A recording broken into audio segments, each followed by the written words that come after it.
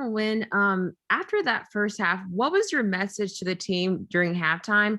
And what can you say just about the dominant performance you guys did in that second half?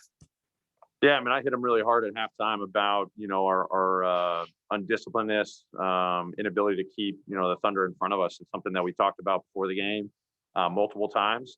We had a lack of, competitiveness on the ball. When we were turning the ball over or missing some shots, we weren't getting back and getting set defensively. And, they were playing downhill on us and they had a great rhythm in that first half. So I hit them big on that.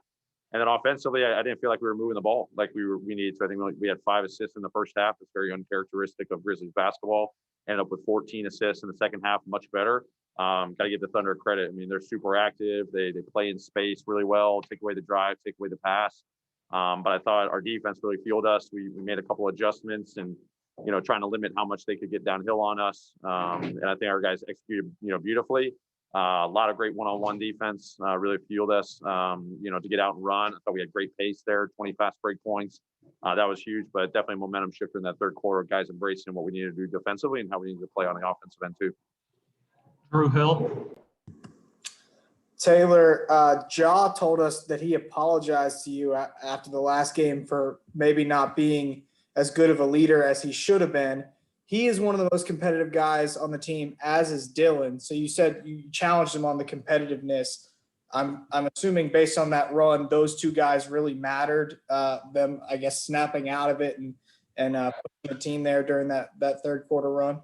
Yeah, definitely. I mean, I challenged the whole group. So credit to the entire group. But those two guys that you mentioned, that's something that I've been talking to them individually about. Obviously, in recent stretch, that's been something we've been emphasized as an entire team. Just everyone can have a leadership role in this team. Just using your voice, being vocal, that positive spirit. Continuing to learn that when things aren't going your way, or whether it's you or it's the team, how we keep rallying. Our positive spirit's the thing that separates us in this league. And when it's really good, we're really good. And when it's not, we really struggle. So the fact that those guys are talking about it, embracing it, they're continuing to work. This is great opportunities for them to grow in those areas, be leaders on and off the floor, in the locker room.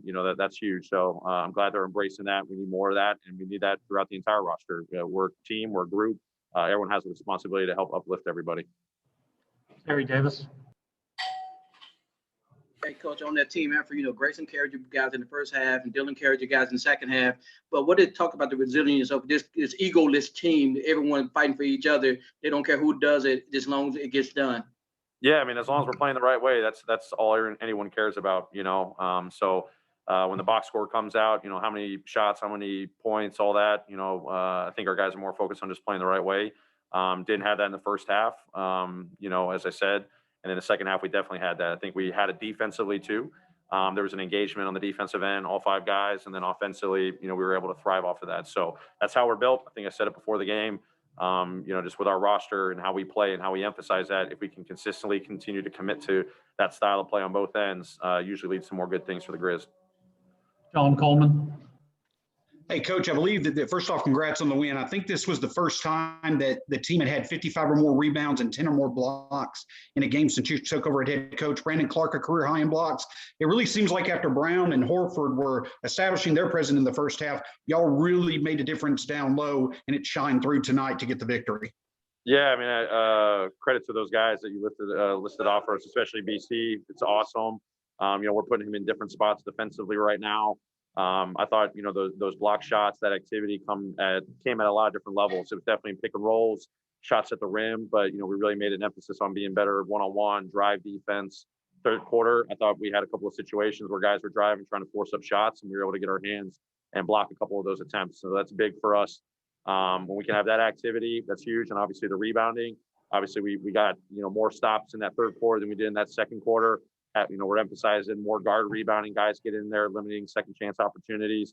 When we have that activity, all levels of our defense, at the point of attack and at the finish of possessions, that's what we got to keep working towards.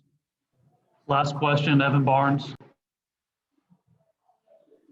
Taylor, 2 for me. 1, what does it say about you guys that you've won 6, I believe it's 6 games now you guys have won after trailing at halftime? What does it say about just maybe the second half resiliency of this young team? Can you repeat that? Sure. you guys have, I think, have won 6 games now where you've trailed at halftime. Just kind of what does that say about the second half resilience? And also with this being Ja's 100th game, is there kind of a moment that stands out to you as a coach for him? Yeah, I mean, I would say, our ability to come out at halftime, in as you said, 6 games, when trailing, coming back to victory, that's huge.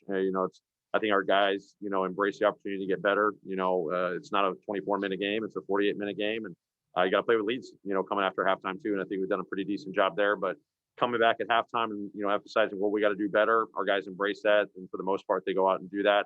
And there's been so many things, bright so far in Ja's 100 games. I know he's on track to do amazing things in a very, very long career, but I just think the strides that he makes in all areas is the thing that jumps out to me. You see him elevating his game in a lot of different areas, offensively, defensively. He's never satisfied. We're going to keep pushing him to never be satisfied. So it's 100 in the books, 100 and 100 and 100 and 100 and 100 more to come. Very, very thrilled to be a part of his development and his journey. Taylor, Thanks, Coach. Oh, Great. sorry. Thanks, everybody.